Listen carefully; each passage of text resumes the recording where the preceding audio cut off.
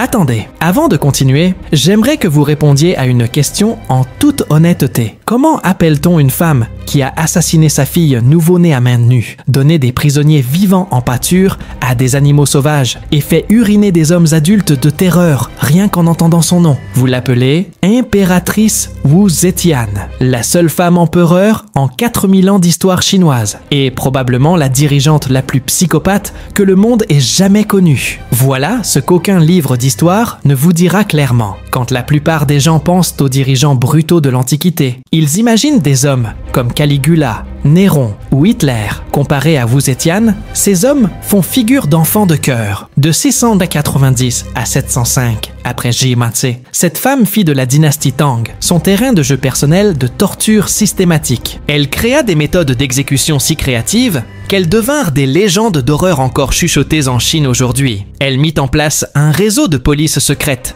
qui ferait passer le KGB pour une troupe d'éclaireurs. Et oui, elle entretenait littéralement des animaux sauvages, spécialement dressés pour dévorer vivants ses prisonniers pendant qu'elle dînait. Mais voici ce qui va remettre en question toutes vos croyances sur le pouvoir, la moralité et la nature humaine. Elle fut aussi l'une des souveraines les plus efficaces de l'histoire chinoise. Son règne fut prospère, étendu et durable. Elle promut des personnes talentueuses, quelle que soit leur classe sociale. Elle étendit l'empire plus que la plupart des empereurs masculins. Comment est-il possible que la même personne qui a inventé des moyens pour maintenir les victimes conscientes pendant que les animaux les mangeaient par les pieds soit également un brillant dirigeant qui a élevé la Chine à de nouveaux sommets de puissance? Et voici la question qui va vous tenir éveillé ce soir. Si Wu Zetian a pu allier une brutalité extrême à une efficacité politique extraordinaire, qu'est-ce que cela révèle sur la nature du pouvoir, sur la nature du leadership, sur la nature humaine elle-même? Car il y a quelque chose d'encore plus troublant que je m'apprête à vous révéler. Les méthodes employées par Wu Zetian pour maintenir son contrôle, manipulation psychologique, réseau d'informateurs, création d'une culture de la peur, où personne ne fait confiance à personne, ne sont pas de l'histoire ancienne. Elles opèrent désormais dans des versions modernes, au sein des gouvernements, des entreprises et même sur les réseaux sociaux que vous utilisez au quotidien. Ce sentiment d'être constamment surveillé sur les réseaux sociaux, cette culture où n'importe qui peut dénoncer n'importe qui sans preuve, cette paranoïa constante selon laquelle une seule opinion erronée peut ruiner votre carrière, Wu Zetian a perfectionné ces systèmes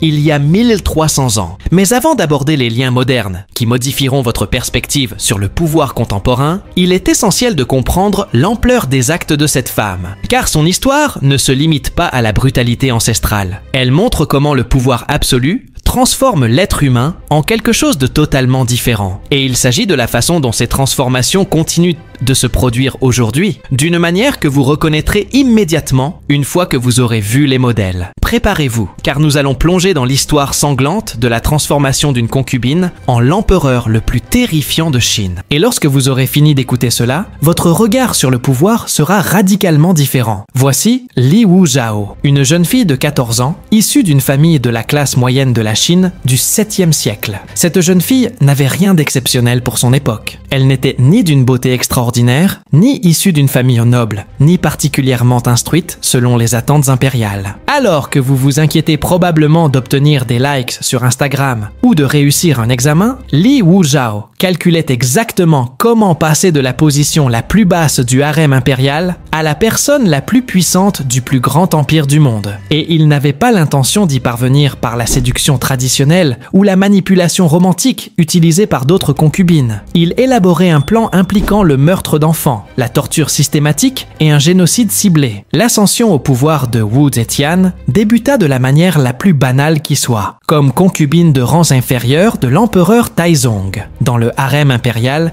elle était quasiment invisible, l'une des centaines de jeunes femmes dont le seul but était de plaire à l'empereur chaque fois qu'il les remarquait. Mais cette femme avait des ambitions qui feraient passer Macbeth pour un amateur sans vision, et elle n'allait pas laisser quelque chose d'aussi mesquin que la hiérarchie impériale l'arrêter. Voici la différence fondamentale entre Wu Zetian et tous ceux que vous avez déjà rencontrés. Alors que la plupart des gens adaptent leurs objectifs aux circonstances, Wu a adapté les circonstances à ses objectifs. Peu importe le sang que le processus a nécessité. À la mort de Taizong en 649, Wu aurait dû être envoyé dans un couvent bouddhiste, comme toutes les autres concubines. C'était le protocole habituel. À la mort de l'empereur, ses épouses devenaient nonnes pour le restant de leurs jours. Au lieu de cela, Wu a séduit le fils de l'empereur décédé, Gaozong, qui était désormais le nouvel empereur. Mais le problème était que Gaozong avait déjà une impératrice, l'impératrice Wang, et une concubine favorite, la consort Xiao. Wu devait éliminer la concurrence. Sa solution était élégamment horrifiante et changera votre perception de jusqu'où les êtres humains sont prêts à aller lorsque le pouvoir est en jeu. Wu tomba enceinte et donna naissance à une fille. Puis, dans un geste qui aurait choqué même les conspirateurs les plus aguerris du palais, elle étrangla son nouveau-né à mains nues et imputa le meurtre à l'impératrice Wang. Permettez-moi de répéter cela, car il est important que vous compreniez l'ampleur psychologique. Wu Zetian a tué sa propre fille pour obtenir un avantage politique. Lorsque Gaozong découvrit le minuscule cadavre, Wu joua la mère en deuil avec tant de conviction qu'il soupçonna immédiatement sa femme. Mais Wu n'en avait pas fini, ce n'était que le début. Elle a systématiquement empoisonné l'esprit de Gaozong contre l'impératrice Wang et la consorte Xiao, lui fournissant mensonges et preuves fabriquées. Lorsque les deux femmes furent finalement arrêtées, Wu supervisa personnellement leur punition. Sa méthode, il leur coupait les mains et les pieds, puis les jetait dans des vases remplis de vin pour qu'ils se noissent lentement dans leur propre sang. Alors qu'ils étaient en train de mourir, la consorte Xiao aurait maudit Wu, lui annonçant qu'il reviendrait sous la forme d'un chat pour la tourmenter à jamais. Wu, terrifié par cette malédiction, bannit tous les chats du palais impérial pour le restant de ses jours. Apparemment, même les psychopathes ont des phobies. En 655, Wu avait éliminé ses rivales et était devenue impératrice.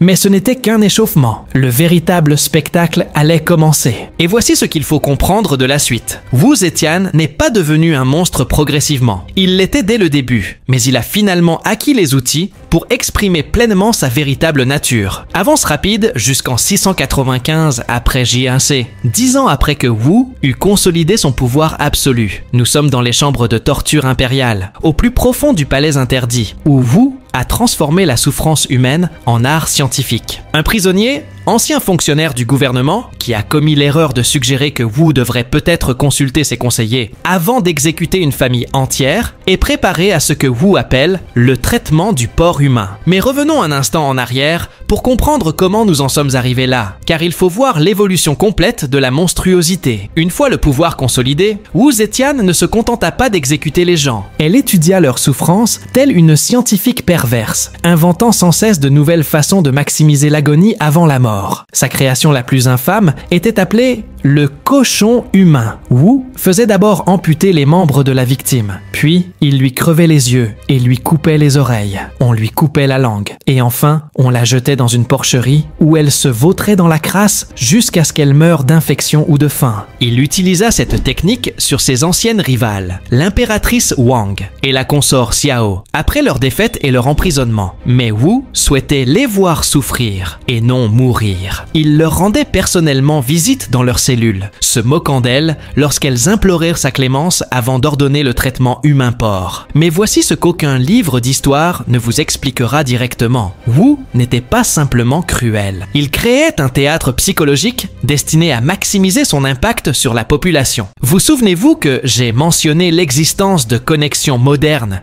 qui changeront votre perspective? Voici la première. Wu a compris ce que les régimes autoritaires modernes comprennent également. La peur est plus efficace que la force brute. Une exécution publique brutale maintient le contrôle sur des millions de personnes mieux qu'un millier de soldats. Ces exécutions sur les réseaux sociaux filmés par les groupes terroristes modernes. Ces cas où des gouvernements autoritaires font disparaître des personnalités importantes pour faire passer un message. S'agit-il d'une culture de l'annulation où détruire publiquement une personne sert à intimider des milliers de personnes? Wu Zetian a inventé ces concepts il y a 1300 ans. Revenons à 695 et à notre fonctionnaire dans la chambre de torture. Wu avait mis au point ce qu'il appelait la méthode du chaudron de bronze. Les prisonniers étaient déshabillés et enfermés de force dans d'immenses récipients de bronze remplis d'eau. Des feux étaient allumés en dessous, portant lentement l'eau à ébullition. Wu regardait souvent ces exécutions tout en mangeant, considérant les cris comme un divertissement pendant le dîner. Mais le plus perturbant était peut-être sa technique de croix-suspension inversée. Les victimes étaient en suspendu, la tête en bas, les pieds attachés au plafond. Cette position provoquait une accumulation de sang dans la tête, créant une pression intense et, à terme, une hémorragie cérébrale. La mort pouvait prendre des heures, et Wu aurait chronométré différentes variations pour déterminer celle qui durait le plus longtemps. Ce modèle d'expérimentation systématique vous semble-t-il familier? Dans quelques minutes, je vais vous montrer comment ces mêmes principes, utiliser la douleur comme moyen de contrôle, créer une peur systémique, expérimenter la souffrance humaine, sont appliqués dans des contextes modernes que vous reconnaîtrez immédiatement. Wu tenait des registres détaillés de ces séances de torture. Il traitait la souffrance humaine comme un livre de recettes, notant les méthodes les plus efficaces selon le type de personne. Les vieillards mouraient plus vite avec le chaudron de bronze. Les jeunes femmes survivaient plus longtemps avec la pendaison inversée. Les enfants, eh bien, il avait aussi des méthodes spéciales pour eux. Ces chambres de torture devinrent légendaires dans tout l'Empire. La simple menace d'être envoyé dans les laboratoires de Wu suffisait à faire avouer des généraux endurcis des crimes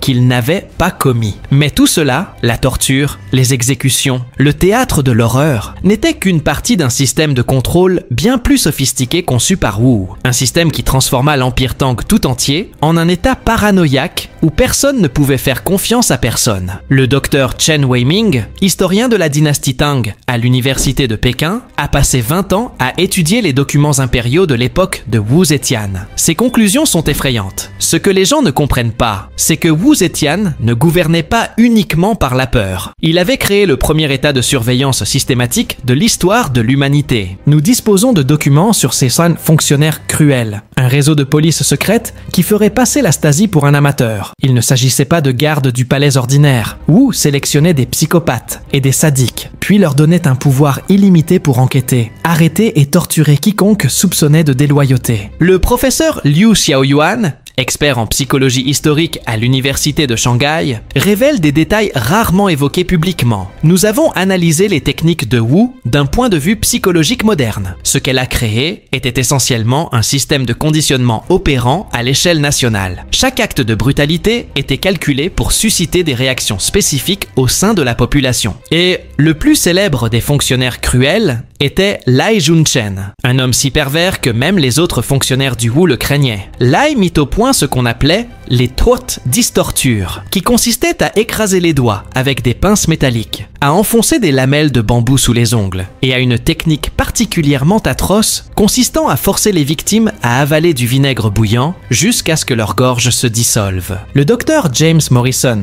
sinologue à l'université Harvard, apporte un contexte crucial. Le système de Wu fonctionnait selon un principe simple. N'importe qui pouvait accuser n'importe qui de n'importe quoi, anonymement. Il installa des boîtes en bronze dans toute la capitale, où chacun pouvait déposer des accusations écrites. Aucune preuve n'était requise. Une simple note anonyme pouvait entraîner l'arrestation, la torture et l'exécution. Mais voici ce que ces chercheurs ont découvert. Wu n'a pas seulement créé un état de surveillance, il a créé plusieurs réseaux de renseignements concurrents qui se surveillaient mutuellement, garantissant que même ses propres espions vivaient dans une peur constante. Sarah Chen, spécialiste des systèmes autoritaires à l'Université de Californie, explique: « Nous avons trouvé des preuves que Wu a délibérément créé des conflits entre ces différents réseaux d'espionnage. C'était un génie maléfique. Si tout le monde surveille tout le monde, personne ne peut conspirer efficacement contre vous. Lai Junchen lui-même fut finalement exécuté lorsque Wu décida qu'il devenait trop puissant. Le docteur Roberto Castellanos, expert en système de contrôle social à l'Université autonome de Madrid, établit un lien troublant. Les algorithmes modernes des réseaux sociaux fonctionnent selon des principes similaires à ceux de Wu. Tous deux créent des environnements où les comportements sont constamment surveillés, où les dénonciations anonymes peuvent détruire des vies et où l'autocensure devient la norme, car chacun sait qu'il est surveillé. L'impact psychologique fut dévastateur. Les fonctionnaires de la cour arrivaient au travail chaque matin sans savoir s'ils rentreraient chez eux le soir même. Certains nobles devinrent si paranoïaques qu'ils refusèrent de parler à voix basse,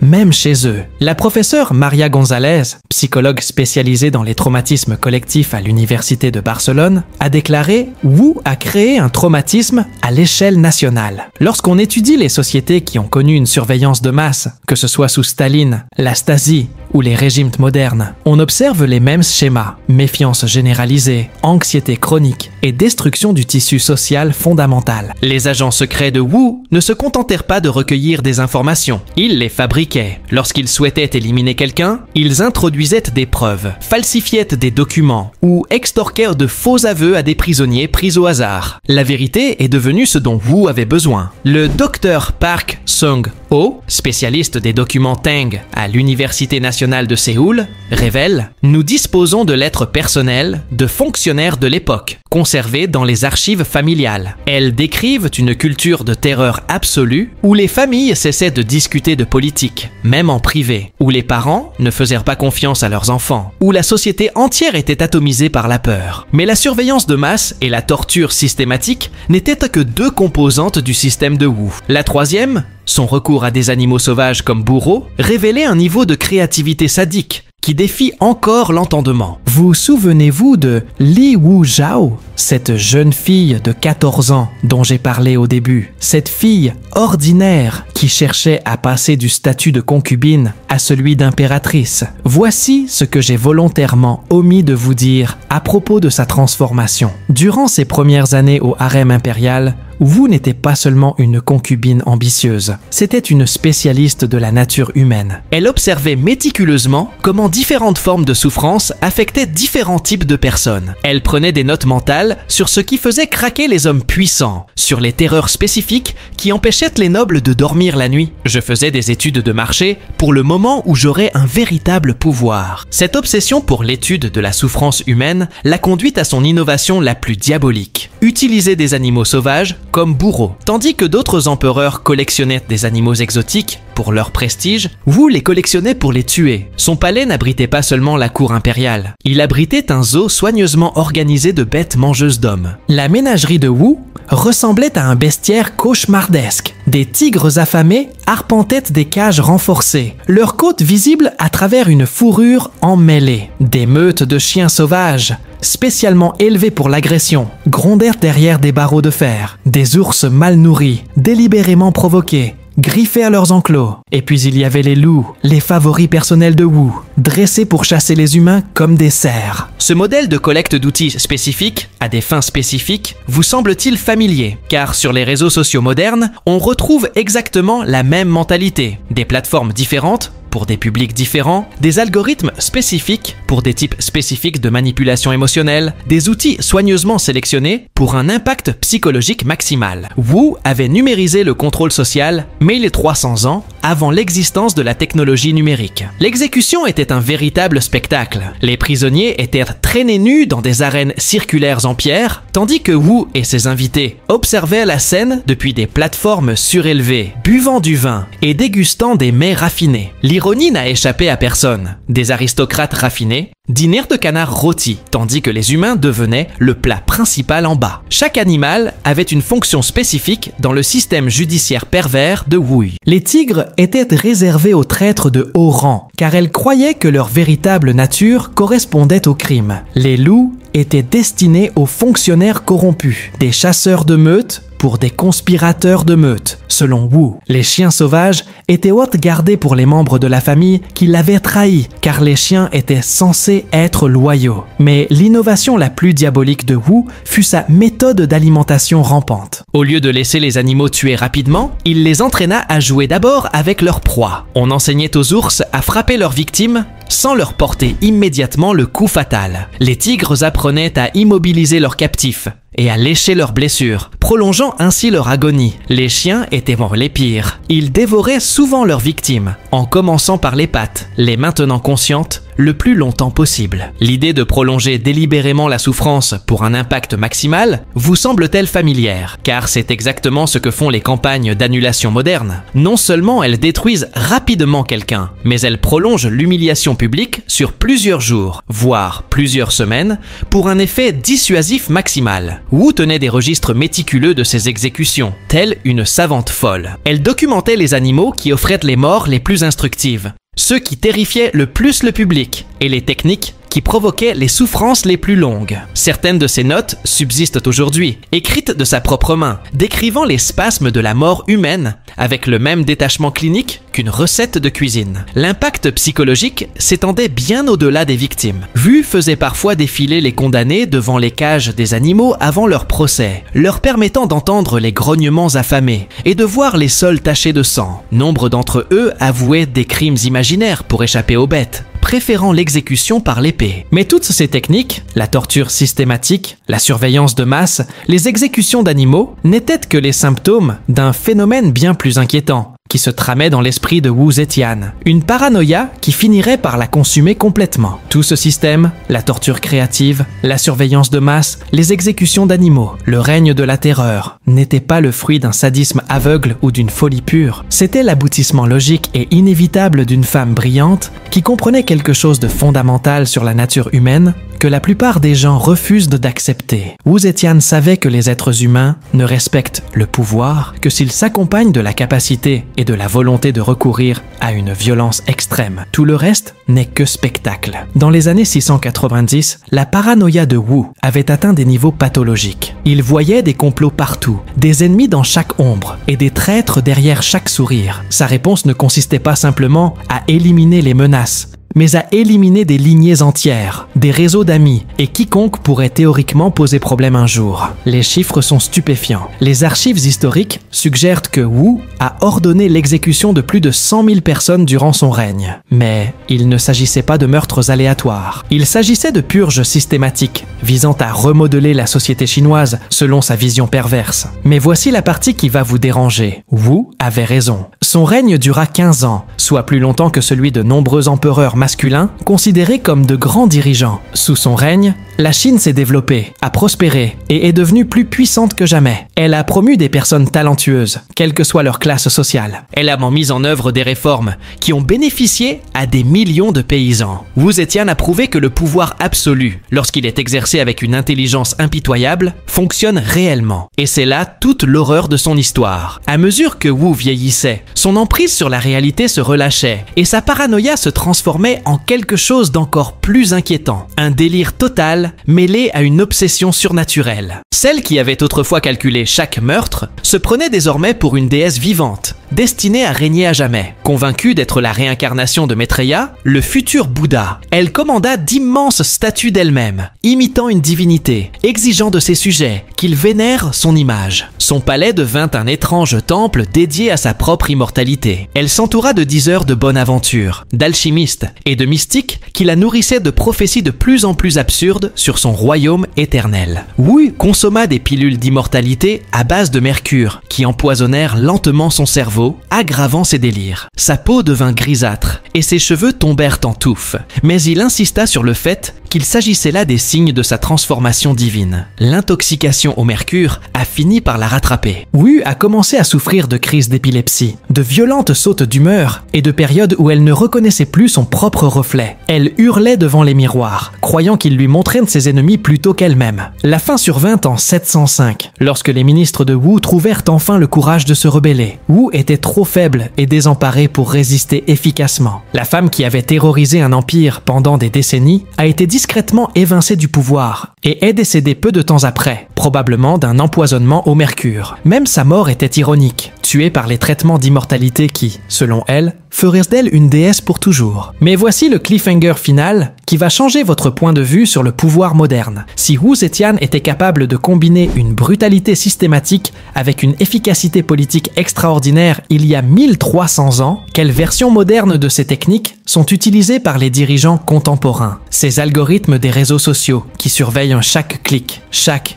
j'aime, chaque interaction, ces systèmes de crédit social qui récompensent la conformité et punissent la Dissidence. Cette culture de l'annulation où une accusation anonyme peut détruire une carrière. Et si je vous disais que Wu Zetian n'était pas une anomalie historique, mais un prototype, que ces méthodes n'ont pas disparu, mais ont évolué. La prochaine fois que vous verrez un dirigeant politique promettre l'ordre et la sécurité en échange d'un peu moins de liberté, la prochaine fois que vous remarquerez que les plateformes numériques savent exactement sur quel bouton émotionnel appuyer pour vous garder accroché et obéissant, demandez-vous, est-ce que je vois une innovation moderne ou est-ce que je vois Wu Zetian avec le Wi-Fi? Envie de découvrir quels autres prototypes historiques de contrôle opère dans votre quotidien, sans même que vous vous en rendiez compte. Aimez cette histoire si elle a changé votre vision du pouvoir. Abonnez-vous si vous souhaitez découvrir davantage d'archéologie de l'autoritarisme qui vous fera tout remettre en question et commentez les techniques de Wu Zetian